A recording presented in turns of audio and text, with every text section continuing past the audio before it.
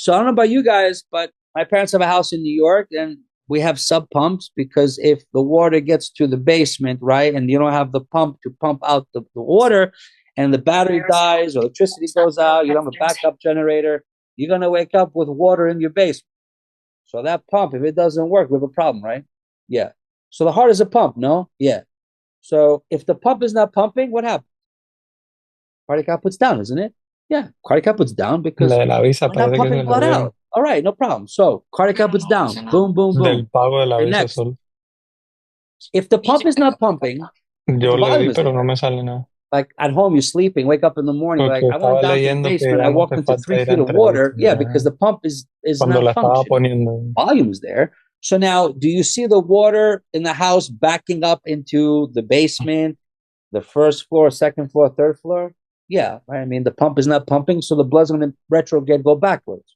So if you're not pumping the Sí, heart in your body, do you think the de blood in pagar the la left visa, pues me ventricle imagino is que going es to que go to the left se la atrium? aprobaron. Yeah. Do you think that left atrial pressure is going to expand and the pressure is going to go up? Es nuevo ahora, parece que no. My microphone is on or off? It's Porque on, isn't estoy it, guys? viendo esto ahora, o sea, Oh, que okay, no. sorry. So yeah, so basically, can you hear me okay, guys? Yeah, good. So basically now when your pump is pumping, that's fine, but the pump is not pumping. The heart's not pumping. So that we have cardiac outputs down. What happens to left atrial pressure? Left atrial pressure, what happens? Up or down? Up or down? Up.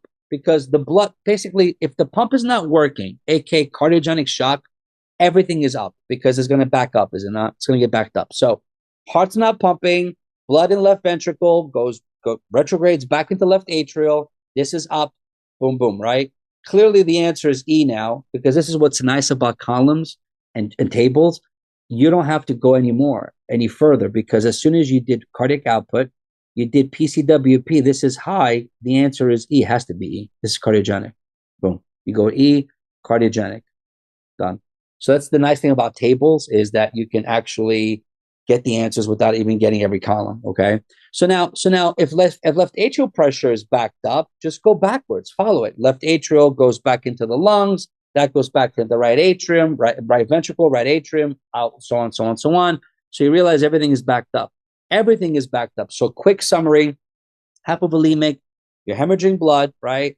Obviously, everything is down except SVR, and we went through the logic behind it.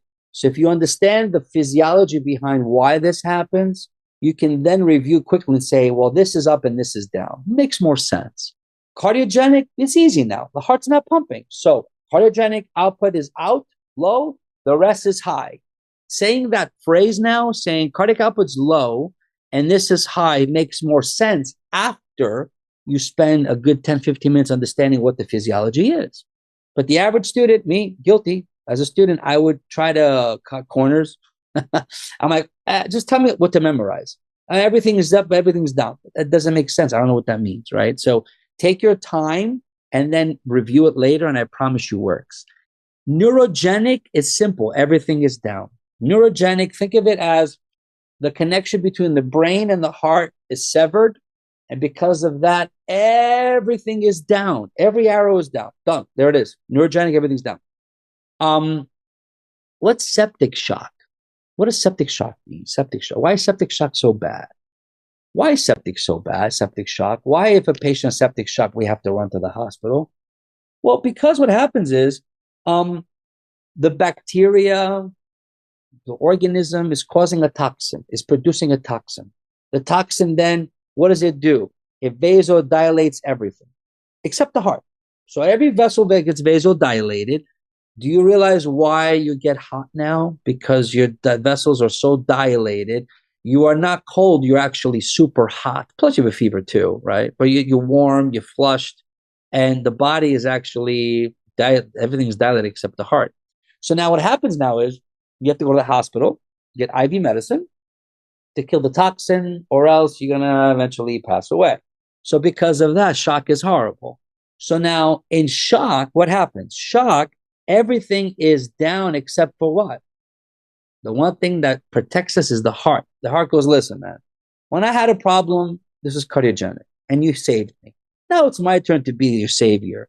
If you get some infection, and there's a shock in your body, my friend, the heart, will be able to help you and sustain life until you go to the hospital, because I will pump so hard and so fast, because the toxic can't hurt me. I will pump so fast that I'm going to allow perfusion to continue, right? In that case, you look at the labs, you say, well, cardiac has to be up. It has to be up, because if cardiac isn't up, you die. Let's summarize. Let's just be simple about it. If you have septic shock and the heart isn't working well, no one's gonna make it, right? So cardiac output has to be up, and the rest has to be down. Why? Because again, vasodilatation, right? Everything's dilated. So you go to A and say, okay, distributive shock. We said it was early shock with early stage anaphylaxis and neurogenic. Remember, distributive. So basically, it's sometimes referred to as warm shock because it involves inappropriate peripheral vasodilatation, right? Increases cardiac output, which then leads to blood being delivered to the limbs, so we don't die of not perfusing. You see, that's the whole point. So if you take your time with tables, like I just did in a few moments, you can appreciate hypovolemic, cardiogenic, neurogenic, and septic. And just to finalize, obstructive, all it is think about one big, huge clot in the lungs, and it prevents blood from going right to left. So anytime you see arrows, you'll see 2 arrows up, 2 arrows down. Preferably left atrial, left ventricle is down, the other 2 are up. So you just look at, so we've covered A, we've covered B, C, and D. Just to finish, C is down, down, up, up. This is a perfect example.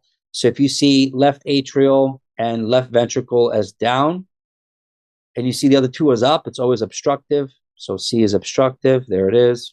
Boom. And then D, let's see, down, down, down, down. What do we say D is? If everything is down, what is it? Everything is down. Sever the brain from the heart, it's neurogenic. Anything is down, it's CNS injury. Done. There it is. Beautiful, right? It's distributive shock. We said distributive is early septic, anaphylaxis, and we have neurogenic. So that there was a couple of minutes of a nice review that I usually do with a lot of topics within every organ system. Usually I do them live like this, but then I do a lot of work on the back end that you guys don't see, but I put all that work into the QBank video library.